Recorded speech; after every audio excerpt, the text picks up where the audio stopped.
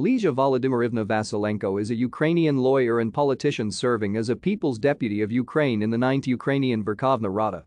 Vasylenko is a member of the Ukrainian permanent delegation to the Parliamentary Assembly of the Council of Europe and president of the Inter-Parliamentary Union's Bureau of Women Parliamentarians.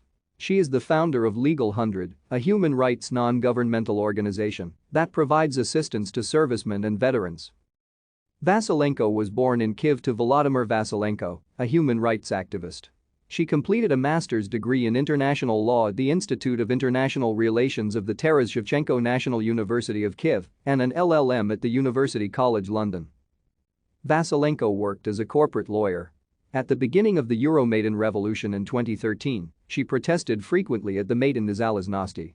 After visiting a hospital during the war in Donbas in June 2014, Vasylenko learned that wounded soldiers were unaware of their rights to compensation. Thank you for watching. Like and subscribe if you would like to view more of our videos.